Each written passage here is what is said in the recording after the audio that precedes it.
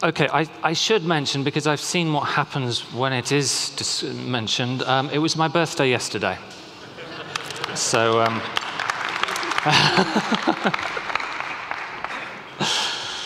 okay, so I agree a lot with the last speaker, I should say, and my background is not dissimilar to his. I grew up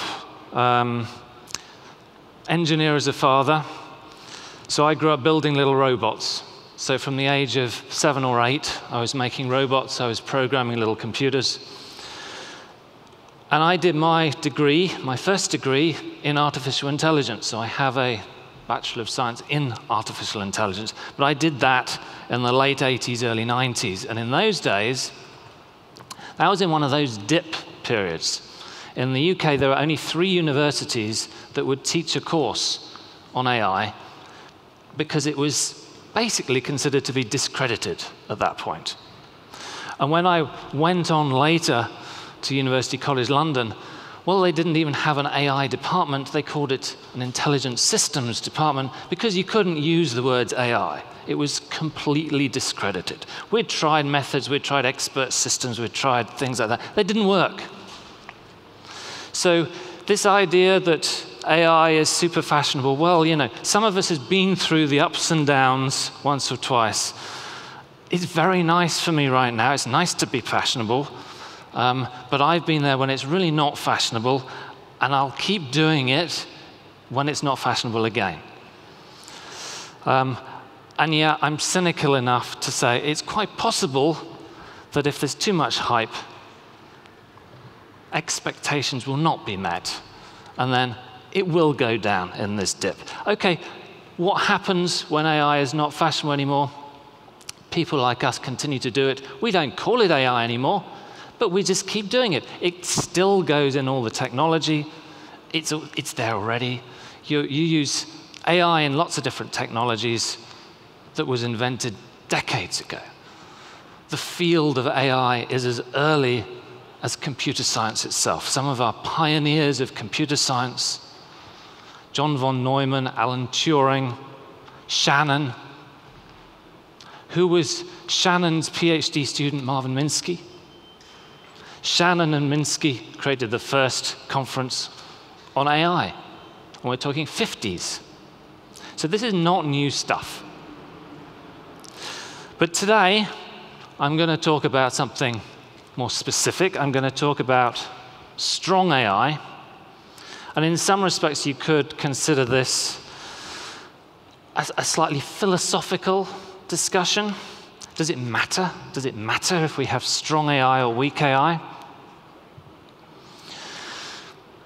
Maybe I'll let you decide whether it matters or not.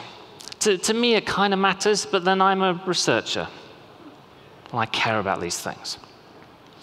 But first, let's think about what these things are. What is weak AI? Well, weak AI is a kind of AI that's good at handling variety within its functional limits. Well, that's actually what AI is for, right? A normal software, normal control software, let's say, it just does what it's programmed to do. We create some kind of intelligence, some kind of smarts, when you have variability, when you have noise, when you have a little bit of unexpected stuff that might happen. So weak AI does that. Within its functional limits, it can handle that noise, that variation. But it is specialized for specific application. Maybe it reads license plates or number plates of vehicles on a motorway. It's very good at handling that. There's lots of variation. There's lots of different kinds of number plates. There's lots of different lighting. There's lots of different vehicles, different size plates. They're from different places. So you need a specialist AI to read those numbers, but that's all it's going to do. It's not going to do anything else. So it has a very narrow expertise. It doesn't know about anything else. It only knows about images of license plates. If you were to ask that license plate reading AI, could it drive the car? Well, obviously it can't. Could you ask it to play a game of chess? Well, obviously it's not going to be able to. Doesn't mean it's not an AI, it just means it's a weak AI. It's very specific to its task. So in some respects, you could say, well, it's simulating a part of human intelligence because we can read number plates, we can read a license plate on a vehicle, so if a machine can do that, well, it's kind of simulating what we can do. The way it does it is not really the way we do it at all, but it can do it, and so in many respects, it's simulating this kind of intelligence. It doesn't really possess it. So if we contrast this idea of weak AI with strong AI, well, strong AI is also an AI. It's good at handling variety within its functional limits. That's what AI is for. But in this case, it's able to tackle a range of different applications. Not just one, it can tackle more things. It has broader expertise. It knows about more things in the world. And very importantly, if it doesn't know about something, a strong AI can potentially learn how to do something else. It can broaden its horizons. It can learn how to do something outside its current scope. Now, strong AI may not have human intelligence, but it does have intelligence. And this, I think, is the critical part between weak AI and strong AI. Weak AI, well, you might have heard this expression, if it looks like a duck and it quacks like a duck, it must be a duck, right? Well, this is the heart of the debate. A weak AI might look like a duck and quack like a duck, but it might be a cardboard cutout with a tape recorder behind it. It's not a duck, it's pretending to be a duck. A strong AI really is. A strong AI really has some kind of intelligence. Now, I should stress it, that doesn't mean it has to be human intelligence. It doesn't have to be able to talk, it doesn't have to be able to walk, it doesn't have to be able to do anything that we do, but it has got an ability to process information in an intelligent way, and it does that genuinely. It doesn't pretend to do it, it really does it. It really understands within its framework. So that's what a strong AI is, as opposed to a weak AI. So let's think about things, shall we? Let's do a pop quiz. Is it strong AI or is it weak AI? I'm going to go through a few examples for all of you. See if you can get it right or not. OK. Siri. Strong AI or weak AI? Hands up for strong AI. OK, hands up for weak AI. OK, lots of people think it's quite weak. OK, so I won't do this for all of my examples, but for this example, when I was preparing the slides, I thought I'd have a conversation with Siri. And this was on my phone. I happened to be doing some research on a psychologist called, I think it's called Einstein.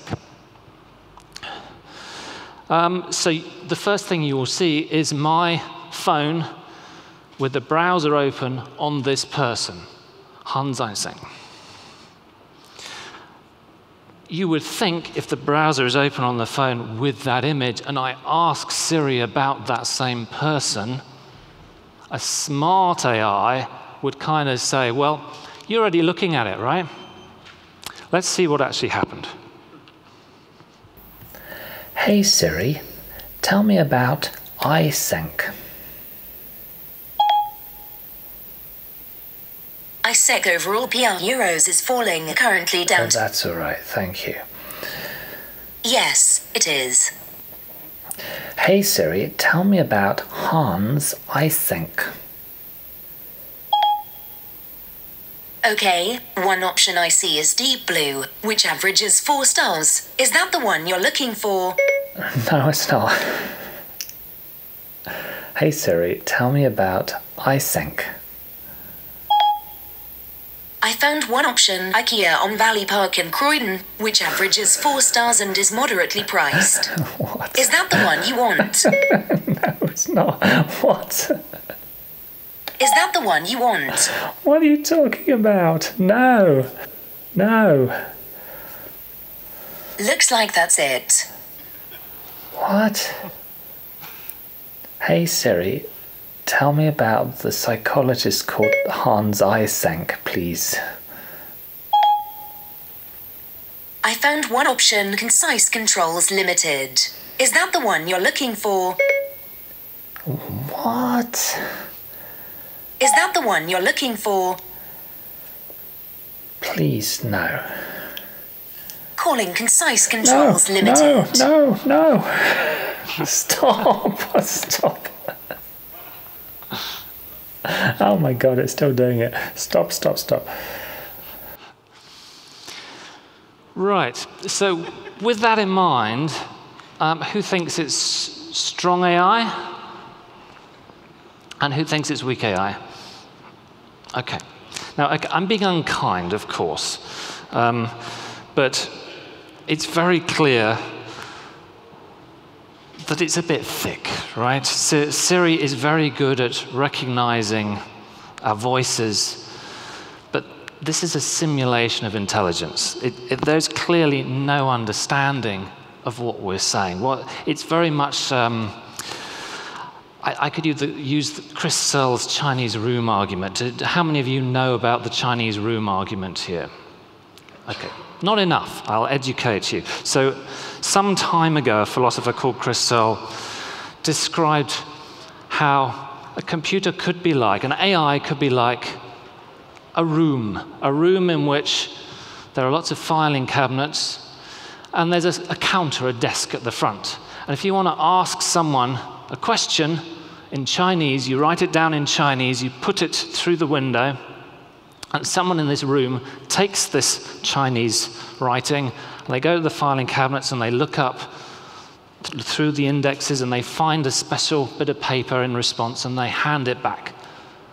Now to you, who's providing the question in Chinese and getting answers back in Chinese, it's like you're having a conversation. It's like you're getting a perfect response, because whatever they're doing in this room is really seeming just like a conversation. I put in hello, I get hello back. I say, how are you? I get, I'm fine today back. But the people inside this Chinese room don't understand Chinese.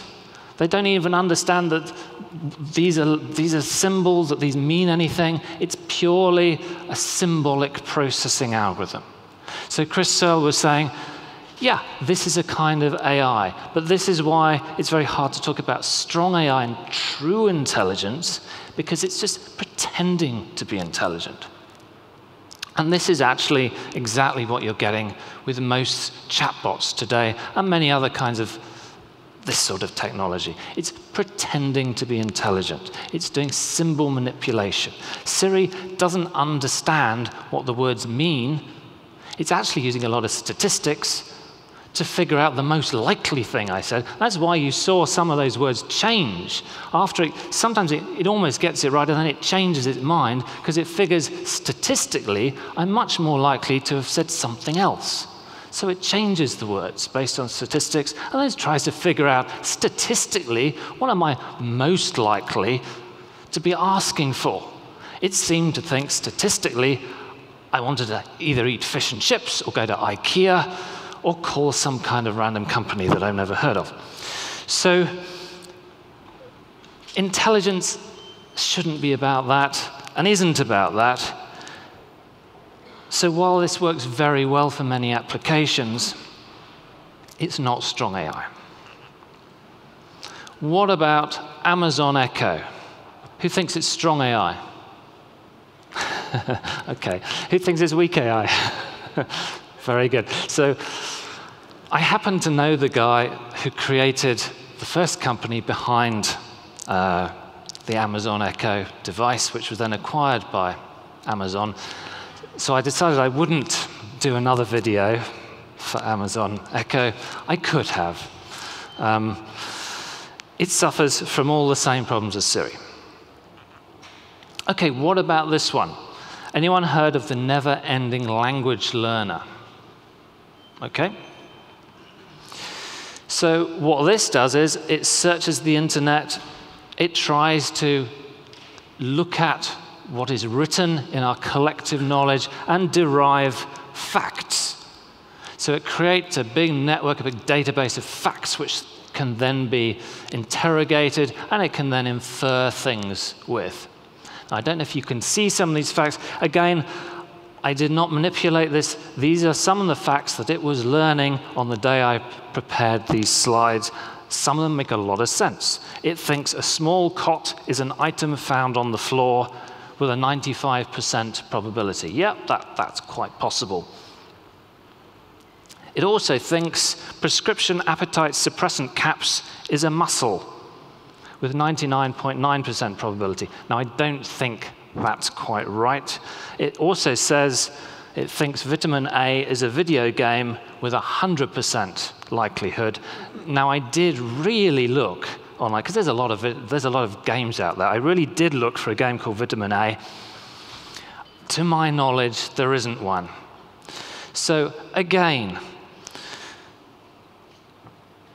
I won't even ask you because I think I've kind of slightly destroyed Nell. But that's not to say Nell is a bad system. It's doing exactly what we ask it to do, but it is collecting a lot of these facts. It doesn't understand what these things are. It doesn't know what vitamin A is in the world.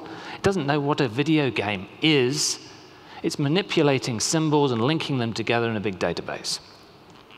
Thus, it is a weak AI. You remember at the start I said, does it matter? Well, maybe it doesn't. What about this one?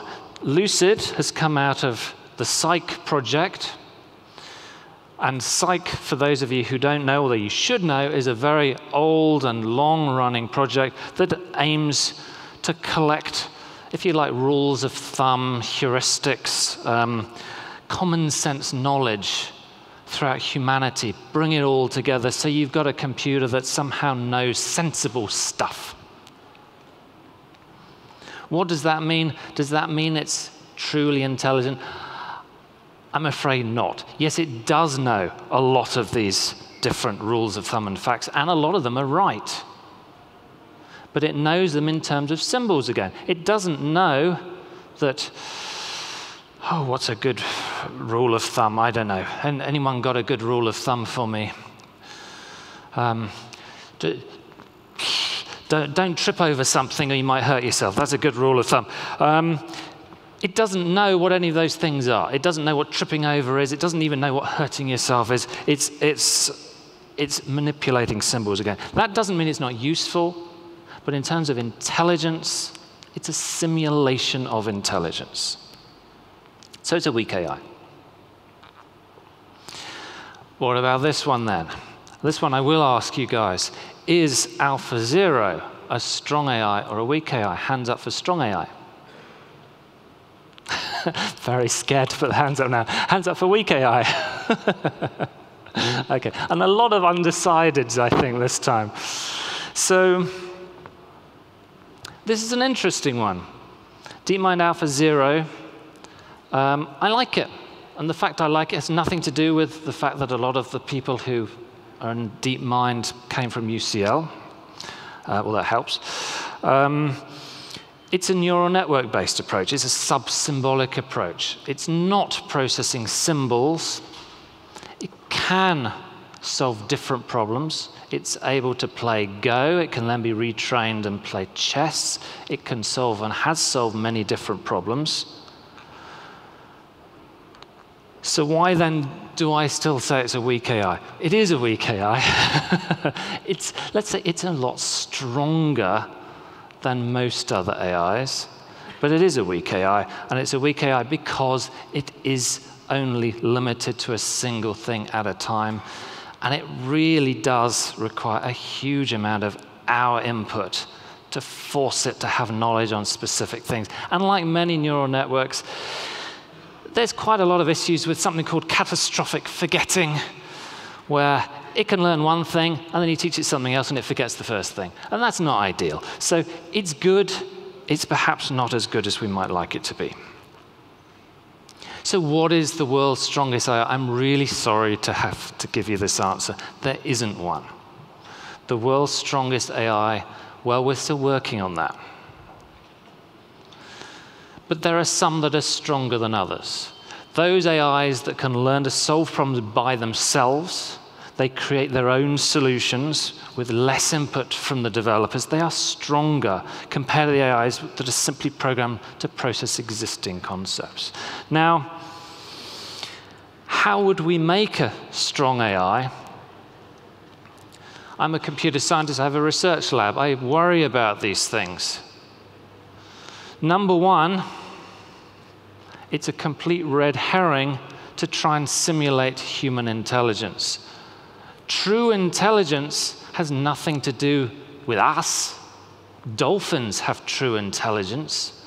An ant has true intelligence. They're all different forms of intelligence. Our immune system is a kind of intelligence. It's not the sort that we often talk about. And our immune system isn't very good at chatting to us. It does some really useful stuff. So if you want to make a strong AI, don't keep going on about speech recognition, chatbots, rule bases, or playing board games. That is not the route to strong AI. True intelligence is a very difficult to achieve thing. It emerges through the need to solve difficult problems. How do you make it? You have to provide a growing number of varied tasks. A strong AI can do more than one thing. It's a generalist. It has to adapt to and learn to tackle new challenges. And that's really why nature created intelligence in the first place. If you want to be a super specialist, well, be a tree. A tree doesn't need a brain. A tree is a great specialist at being a tree. In fact, if you look throughout nature, most organisms don't have brains. Those with complex brains are very much in the minority because it takes a tremendous amount of effort and energy and time to make a brain. Intelligence is a long and slow and difficult thing to make. So number three, you have to allow your AI to build new algorithms to solve new tasks. This is a real issue that many people think. They think, I've got the new algorithm. It's deep learning, it's whatever, it's deep something, it's knowledge this, it's case-based that, whatever it is, although I'm sure our last speaker wasn't claiming that case-based reasoning would be the answer to everything. He says no. So, just an example. Exactly. So there is no one-size-fits-all for intelligence. Indeed, if you look at the brain, there are many different neural circuits. We have different ways that we solve different tasks in our brains. So that means, and indeed we've even got theories in computer science, it's called the no free lunch theorem. There is no single algorithm that is better than all other algorithms for all given problems. That means you actually need a different algorithm for different kinds of problems. So it's no coincidence that in our brains, we've got layer upon layer of different solutions that have been built up over time to allow us to tackle different problems. And that is what we expect strong AI is going to look like. We have a bit of a problem in that in computer science, we still actually don't know which algorithms are best suited to which problem. So we have to do a lot of trial and error. We're still working on that too. Number 4, testing. Testing is the killer. Okay, no one ever talks about testing. But if you think about driverless cars, how many millions of miles have been driven, and the things still don't work quite as well as we hoped they would. In fact, this is an exponential going in the wrong direction. That's why I really don't like singularity, because I think it's nonsense. The exponential goes the other way. As soon as you give an AI a little bit more capability, it can potentially do exponentially more things. If it could do exponentially more things, you've got to do exponentially more testing. And that's what nature teaches us as well. Nature has had to do billions of years of testing in parallel over countless numbers of examples of brains through countless examples of problems. Do not underestimate the need for testing. And this is why it doesn't matter how much computing power you've got. Look at Google, look at Amazon. We always fill up the computing power that we have to capacity just to try and test the things that we create. We always do. So testing is that slowdown, that negative exponential. Now, I know I'm going over time, so I'll try and speed up. So why do we need strong AI? Well, do we need it? For most applications, we probably don't. Does it matter if it's simulating intelligence? If it's useful? Maybe it doesn't. And indeed, I would argue strongly, because I also have an AI company, and we also need systems that can be explained to our clients. And we also have systems, for example, one of my guys is creating a new autopilot system for airliners. Now, this is a safety-critical system. You've got to know how it works. So this is why we try and create systems that you can explain, that you can test, that you can certify. This is very important for safety-critical systems. So simpler is usually better. By all means, make it work. But strong AI, yeah, maybe just don't worry about it. But maybe strong AI might have a use one day. Why do we need strong AI? Well, my answer is probably the same to all these other questions. Why do we want pets? Why do we like companionship? Why do we want someone to listen to us and understand our needs? Why do we want personalized education, healthcare, careers, allow us to achieve our best? Why do we need help in our ever-complex digital worlds? Well, frankly, because we're complicated. We're very complicated creatures. Excessively complicated creatures. Because there's too many of us. We're making an excessively complicated world for ourselves. And because, frankly, we need help. Now, I'm not saying it's even a good thing. I'm a professor, I work in this area, I try and create these technologies. I'm not saying it's even a good thing we're doing it. One could argue that the digitalization of our world and making it ever more complex is not the cleverest thing to do. But one could also argue, if we must have this many billions of people on our planet, then the only way to keep them healthy and fed and alive is through these technologies. And therefore, strong AI will only be needed in the future, because soon we're just not going to be clever enough to look after ourselves anymore. And I sometimes feel like that's already happened. I mean, I've got a TV at home with online things and satellites. I can barely control my own TV, and I've got a PhD in computer science. So the time is coming quite soon when the world will be too complicated for us. So many choices in healthcare, so many choices in power providers and transport and food. What's the optimum solution for us? How should we be living? So we need a solution. We need something that's genuinely intelligent, something that genuinely actually understands things, doesn't pretend to understand, really understands that there are things such as people who have things such as emotions, and there are such things as power stations and environment and animals going extinct. We want an intelligence that will actually be our teachers, our advisors, our friends. Nothing to be afraid of. These will be our companions. These will be things that are designed to help us. And they probably won't look like that either. Okay, thank you.